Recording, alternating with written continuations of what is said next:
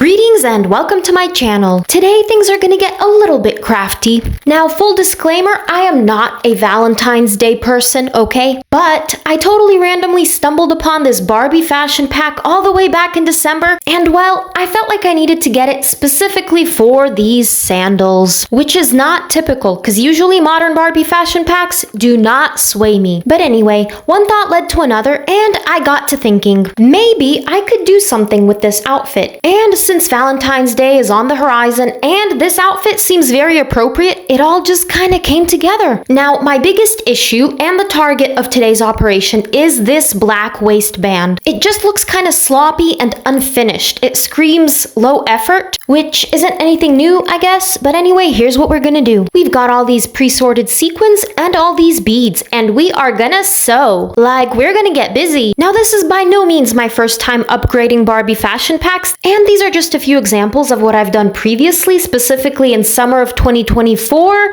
Just very basic things, but still upgrades nonetheless. And you know, it really doesn't even have to be anything super dramatic for it to really elevate an outfit. So I wanted the sequins basically to complement the colors of the outfit, and this is the pattern that I decided to go for. Now, for embellishing this waistband, I did decide to double up my thread, so essentially it is a little bit thicker, thus a little sturdier, especially given the stretchiness of this waistband. And at the outset, I thought that might be a decent idea, but in hindsight, I'm not quite so sure. If you're not careful, the waistband might become a bit too rigid, but as long as it's not super rigid, it should still do its job. So as you could see, this part with the sequins was quick and easy, but we are not done there because we still need to use the beads. And speaking of beads, these are tiny, not quite microscopic, but tiny seed beads that I'm working with. And the most vital sewing hack of all when working with such tiny beads is that you absolutely must find the smallest, thinnest needle possible. If the eye of the needle is just a micron too big, you are not going to be sewing on any beads.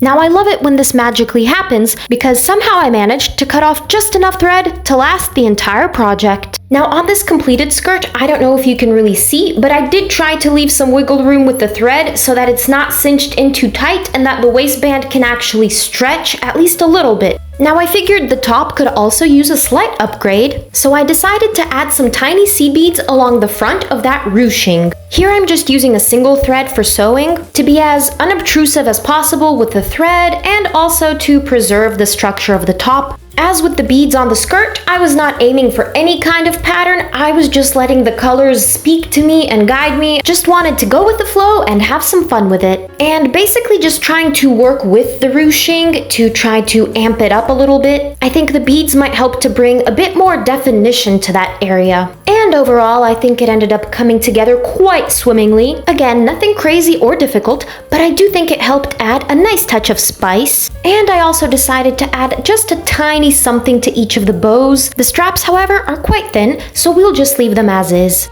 But how can you have an outfit upgrade without the model? And this gorgeous girl is still very much new, got her second hand in mid-December, just recently freshly out of the box, and this is her very first time in the spotlight. This is her moment to shine. Okay, so now admittedly, the skirt did stress me out a little bit, but once I got it up over her thighs, I could breathe a sigh of relief.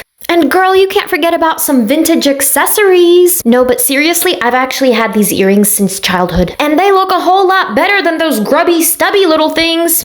And girl, does she look like she is serving. Like, okay, I do think it looks pretty solid. It looks good. And the waistband also, it looks good. But she did have an issue. It's still winter and she was not having those sandals. So this is a direct throwback to the very last video. We are bringing back that vintage Mycene jacket and boots. Now the final ingredient here is a fancy Valentine's Day coated purse. And this one here totally deserves the spotlight because look at how detailed I painted it. It's so fancy. And look, mama, she is serving. She is serving up all of that Valentine's Day goodness for you. On our new secondhand sofa, no less. And with that, we are done crafting for the day. If you've stuck around this far, thank you so much for watching. And let us know in the comments if you'd also wear this fancy fit. Till next time, bye!